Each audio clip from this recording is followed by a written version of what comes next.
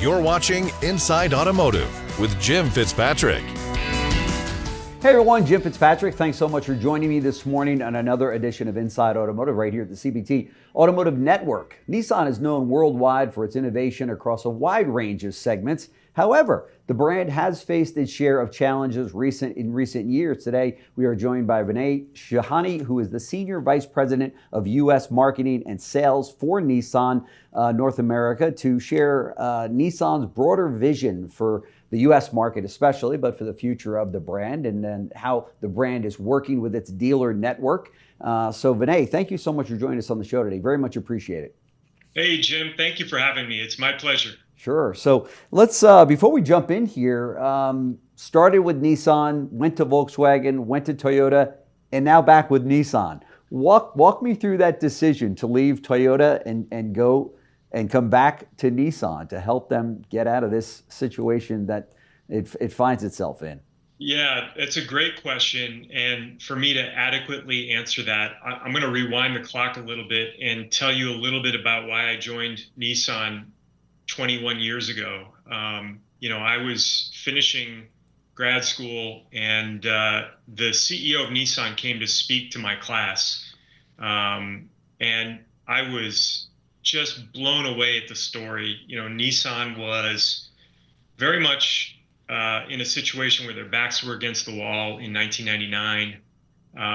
And within a couple of years, through some aggressive actions, through product development, through cost cutting and revenue optimization, Nissan became kind of the darling of the industry. And you may recall the late 90s, early 2000s, you had the launch of the Xterra, you had the 2002, 2003 timeframe where the 350Z was relaunched. Yep. It was a great time for Nissan, and the story was exciting. It was a underdog Japanese brand that was known for high quality but excitement. And that's what really attracted me to the brand in the first place. Mm-hmm. I joined the company. I spent 10 years, as you said. I was very fortunate that I had probably the best indoctrination into an auto company where I got exposure to the entire value chain. Started in manufacturing, went to sales operations, went to product marketing, went out into the field, and then ultimately marketing, communications, and media. Ended up getting poached by a former colleague from Nissan that I went to VW. From there, went to Toyota, had a great experience there. Along the way, the Nissan team was very kind to stay in touch, and over the years had reached out with opportunities as they came up. And I'll have to admit, Jim, I was a little sad to see what was happening at Nissan over the last couple of years. And, ultimately, when they reached out the most recent time, they said, look, we need somebody who can help turn the ship. We know the company. We know the industry. And that was ultimately the call that I took, which was I want to help get this brand back on track. Wow. I've stayed in touch with a lot of dealers over the time, and this was a big reason for me. Was I really think the dealer body is fantastic, and I really want to do what I could to help. So is it safe to say your first love was Nissan this whole time, and the Toyota thing was just a fluke? Look, I mean, I'm very fortunate. I've had great opportunities in my near 30-year career. You're right. I mean, Nissan was my first real opportunity to dive in to the auto industry in a very deep and significant way. And I ultimately, what I see as the opportunity is to restore the greatness and really to get the brand back to that irreverent, cool, let's say, underdog Japanese brand where quality, durability, and reliability is the foundation, but where we can really show that we're a full line manufacturer. We have, like what I like to say, A to Z. You can get a Nissan Armada all the way to a Z car and everything in between, a pickup truck, small crossover, big SUVs. I mean, we've got it all. And right. I think that's the story that is, I think, most important for us to tell, to get Americans to fall back in love with Nissan again. And that really gets me going. Sure. From your perch or your position at Toyota over those years, looking back at Nissan, Where do you think it went wrong? How did it lose its way? And I won't spend a lot of time on this because I want to get into the future as well. But it must have been difficult for you to look back at Nissan, your first love and your employer, to say, wow, why are you guys making some of the moves you're making? What kind of jumps out at you to tell dealers as to, this is where it went off the rails? Yeah, I think first and foremost, to our dealer partners, I think we got a little too complicated, a little too difficult to do business with. And I've read that in the NADA surveys. As I mentioned to you at the beginning of this interview, I've stayed in touch with Nissan dealers for the 10 years that I was gone. Way too many KPIs that we were holding dealers accountable for, too many programs, a lot of silos in the company where people would come up with great programs, but were they all related to what was most important, which was to sell cars, take care of the customer, and make money for the dealer and for us? And that's where I think we got a little bit off track. And that simplicity of doing business is something that I think Toyota does really well. There are other brands that do it really well. And that's something that I'm trying to reinstill into the way we go to market with our dealerships in both the Nissan division and the Infiniti division. I'll give you one recent example. When I read that in the NADA survey, I asked my team to take all of the dealer-facing programs and let's put them in front of the National Dealer Advisory Board. So we literally spent a full day with the Dealer Advisory Board, and we went line by line, program by program, and we asked them to look at every single thing and said, tell us what you think from three perspectives. Number one, does it help you sell cars? Number two, does it help you take care of the customer? And number three, does it help you make money? And if it doesn't accomplish all or some of those, then maybe it's something that we should either eliminate, thrift, or kick the can on. And I was really amazed at how holistic that our dealer partners were able to look at this and say, look, there's certain things that you guys are doing that really you shouldn't be spending the money on. Roughly a third of the programs that we put in front of them, the dealer said, look, you can kill these and take that money that you're going to save and reinvest it into things that are going to make more sense, that are going to drive those three KPIs that I mentioned to you before. Right. And we made a lot of progress together. And, that's the foundation going forward, is really collaborative trust with our dealers and trying to move the needle together. What was at the top of the dealer's list that they wanted you to invest more time or energy or money into? Yeah, I think core models is a great example. I think in many cases with having 13 vehicles in the lineup, it's pretty easy to get lost that typically there's 2 or 3 models that tend to form the foundation of the volume, the throughput. Yeah. I think we lost a little bit of sight of that. So we've gone very aggressively into a core model strategy where certain models, I like to say, not every child is going to wear shoes. Some of them are going to have really nice shoes. Some of them are going to have flip-flops. And, so models like Rogue, Pathfinder, Frontier, these are American-built vehicles where we're going very aggressive to put the full marketing might behind these models. And there's certain models where it's like, okay, we're going to have to back off a little bit so that we can stay most competitive on the segments that are the biggest and offer the biggest opportunity. So that's probably one of the best examples I can give you. On the flip side, there were certain programs that we were doing, like the second delivery program is a great example. Second delivery was a recognition that the technology in our vehicles has come so far that typically when you're a customer and you've bought a vehicle, you may not want to spend the extra hour at the end of your vehicle purchase to go through all the technology and features in your vehicle. Most people want to get home. So what we did was we offered a second delivery program where we would send a representative to the guest's home or workplace where we can go through and spend some more time explaining these great features. Sure. And our dealer partners in the dealer advisory board were saying, look, it's a great program. It's a nice to have program. It's not something that you need to be doing right now, and rather spend that money elsewhere to be more effective. Yeah. So that's the type of interaction that we had that I think was really fruitful for me and my team. Sure. And I would imagine that coming out of Toyota, I mean, obviously such a world-class brand, loved by every one of its dealers, as you know. I would imagine that you're reaching into that toolbox of experience of over 10 years with Toyota to bring some of those approaches over to Nissan as well that work so successfully, right?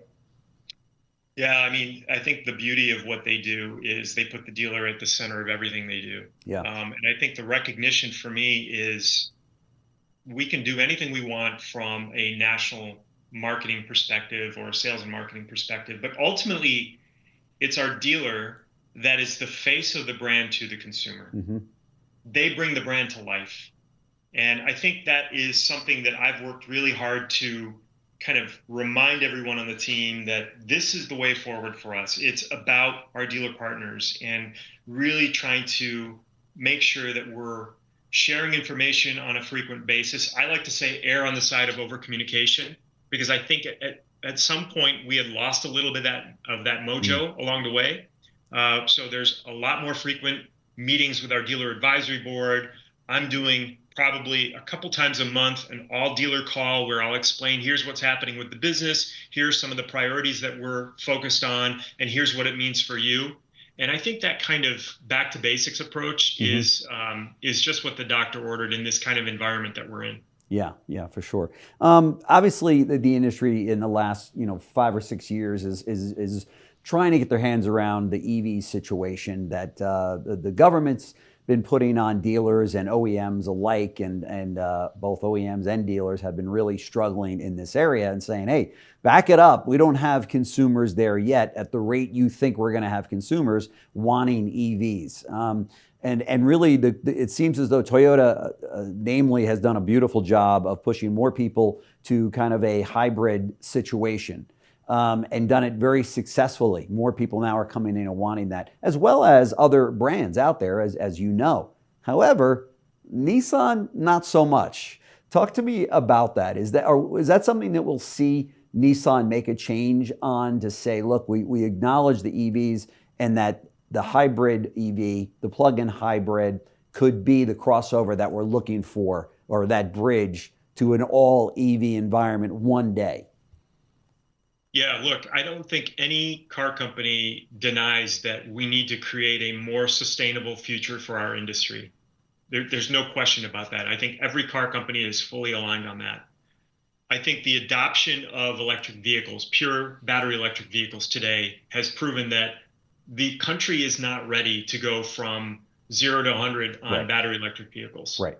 So I think first and foremost, there's going to need to be some innovation. There's going to need to be some scale that brings costs down for battery electric vehicles to be more viable as a solution for more people, along with the infrastructure, right? I mean, the charging infrastructure is a big thing that needs to come a long way if we're going to see adoption go up. That's right. I think in the meantime, you're right. We need to have other options in between the bookends. And what I mean by that is, if you consider internal combustion engine as one bookend and a battery electric vehicle on the other side, of which we have two today, the Leaf and the Aria, there needs to be some solutions that come in between. And hybrid is no question rising dramatically in popularity. We have our own version of hybrid, which we call e-Power, which exists in other Nissan markets around the globe, which we've already stated that we're going to bring to the United States. Starting next year, it'll start with our #1 volume vehicle, which is the Nissan Rogue, but as well as introducing a plug-in hybrid electric version, which will actually come later this year, which is also on the Rogue. So I think ultimately what we're looking to do is, first and foremost, acknowledge that one size fits all does not work for this country.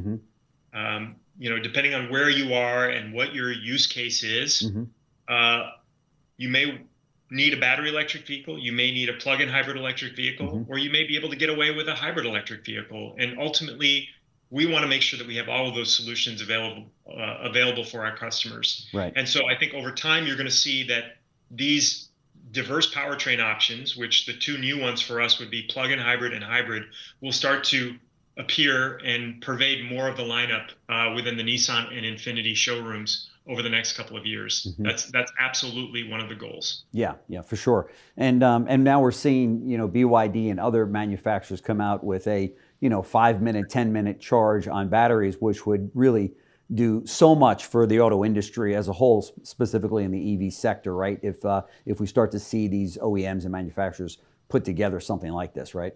Yeah, that as well as battery technology. I mean, one of the things Yeah. that Nissan is been working on the commercialization strategy for solid state. Hmm. So solid Hmm. state battery has the potential to double, triple, quadruple the energy density of a battery cell. Right. And you just think about that, that is another way to extend the range, not just quick charging, but also the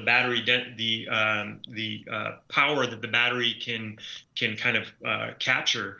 And you can go around some of the range anxiety issues and adoption issues that you've had with battery electric vehicles once that gets commercialized. So there's a lot of different ways in. Every company is taking kind of their own approach, and we're certainly working hard on that here at Nissan. Yeah, that's great. I spoke to one of your dealers last week, and they've got three Nissan stores. And of course, my concern, or my question, I should say, was how do you feel about Nissan as a brand among all of your other brands that you've got? They've got about 20 in the chain. 3 of them are Nissan. And the individual said to me, not only do I love Nissan, they're all making money. All of my Nissan stores are making money. Fixed ops is doing great. Even new cars is doing okay. We're making it in used cars as well. Parts department. One of them had a collision center. But they felt I'm all in fact, on Nissan. And in fact, I would buy more Nissan stores if I can, because I really feel as though the ship is turning at Nissan. Is that the consensus? Is that representative of most of the dealers that you hear from today? I hear from a lot of dealers, and I feel very fortunate that the majority of the network feels very comfortable reaching out to me. And that's something that I've really worked hard to kind of do for me, so that I have this really clear pulse of what's happening within the network. I'm glad you heard that feedback from the dealer with whom you spoke. I'm not going to lie to you. Not everybody feels that way. Yeah. I hope it's the majority, but I don't know that it is the majority. But I think there's a few things that we can count on. And I think you're starting to see this. We have a completely new leadership team, both globally and here in the United States. Mm-hmm. We're all pushing hard for change. We understand that the brand needs to improve. Brand perception needs to improve. The product lineup needs to improve. The powertrain diversity needs to improve.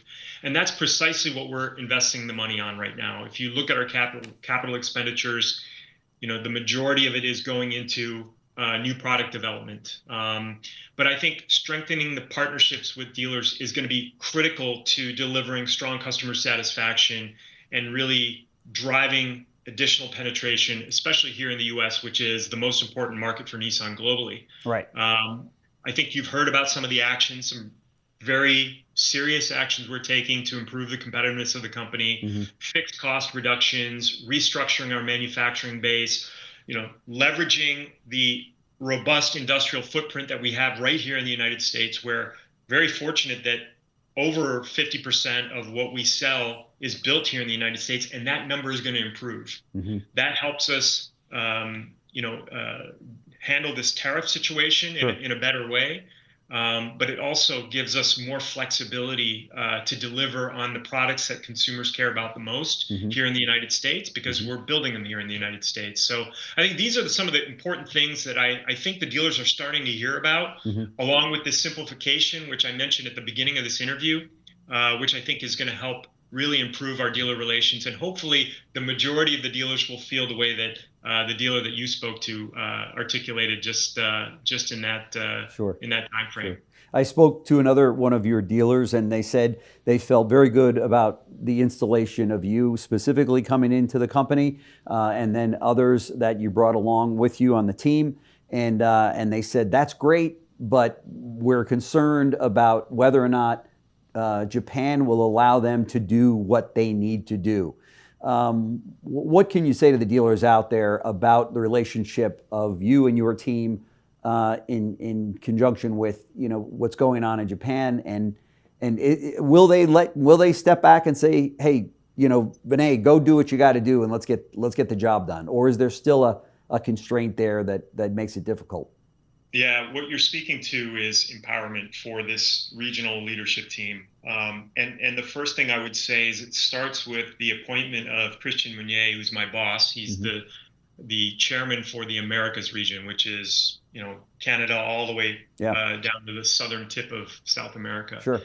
Christian was my boss 20 plus years ago. He and kidding. I are very close. We've stayed in close touch over the years.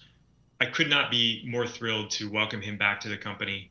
And I think he loves to say that he wouldn't have come back to the company if he didn't have the guarantee that he was going to be empowered to work closely with me on the commercial side to really empower this region. And we're starting to see that. As of April 1st, we have a new CEO, Ivan Espinosa, someone who I've known for a long time. Christian is known for a long time.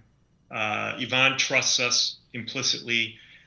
We have a new chief performance officer, a guy by the name of Guillaume Cartier.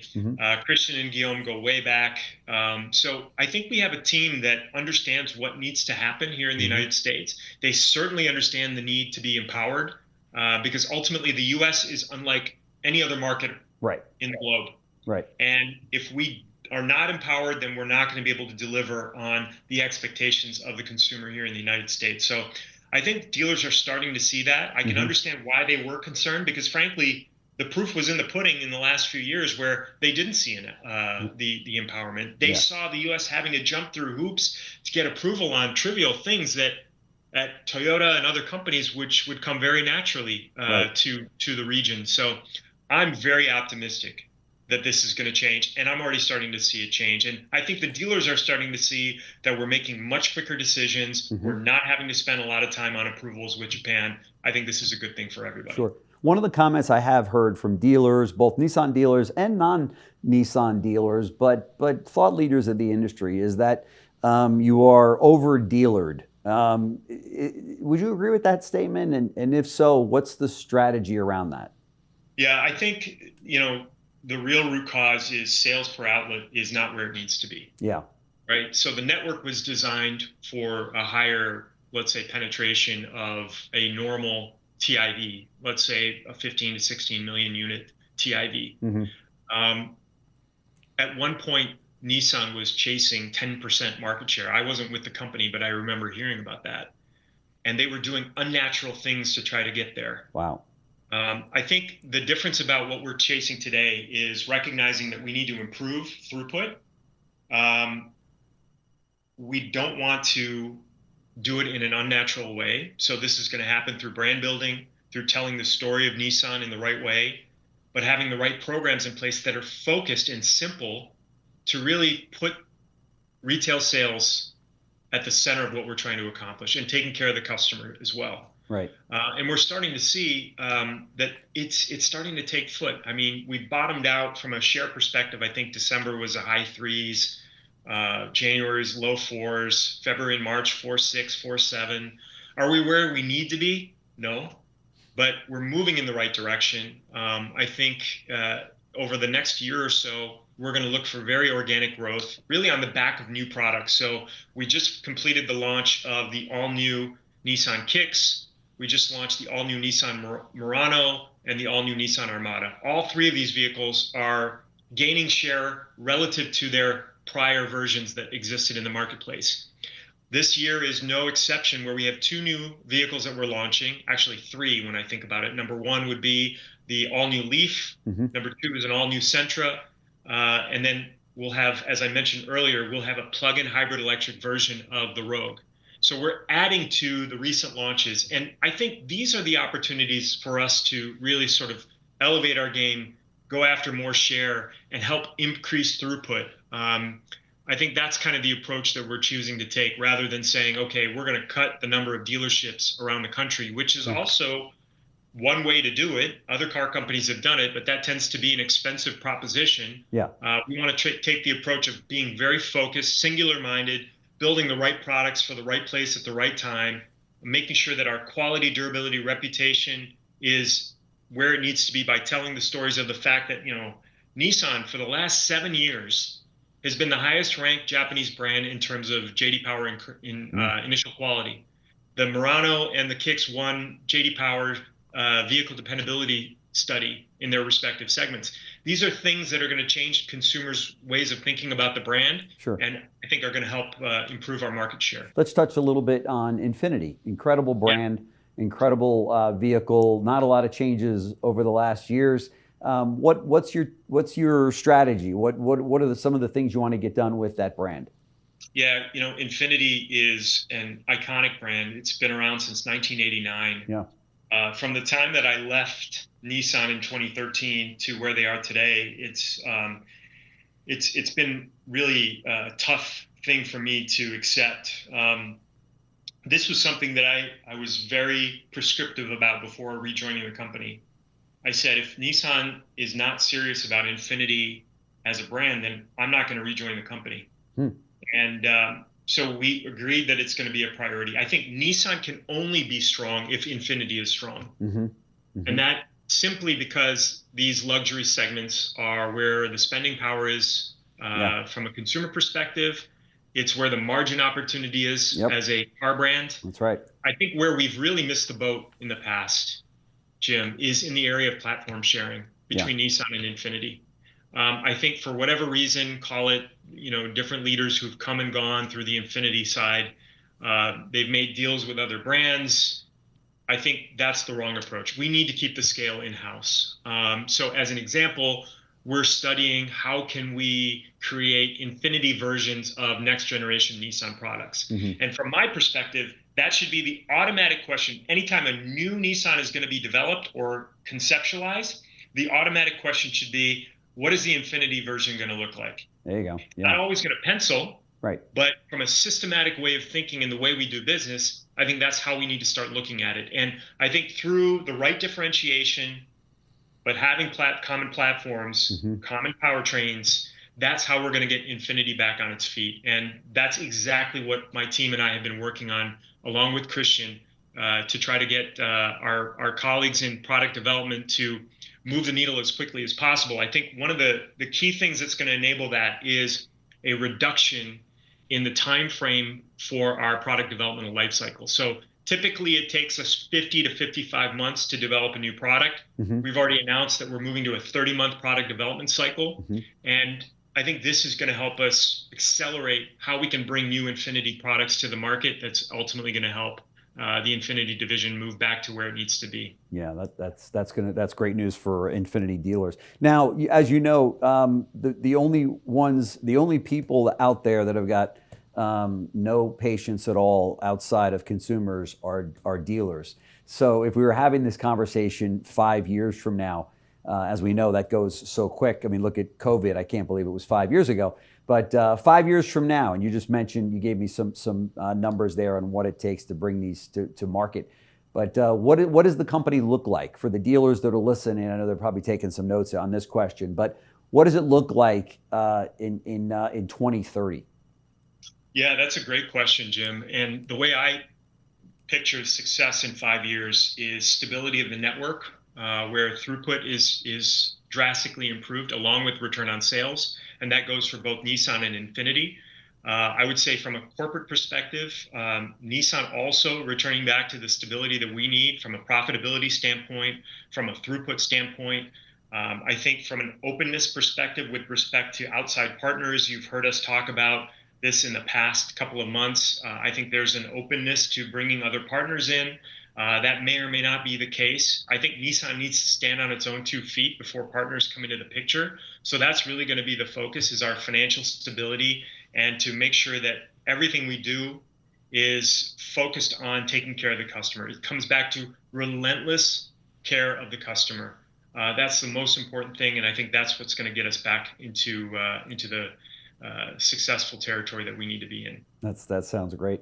The very passionate and enthusiastic Vinay Shahani, Senior Vice President of U.S. Marketing and Sales for Nissan of the Americas. Thank you so much for joining us here on CBT News. I very much appreciate it. I was looking forward to today's conversation. I've got a lot of friends that have Nissan stores, and they provided me with some good questions. So thank you so much. I really appreciate it. Love to do a follow-up with you to see how things are moving along.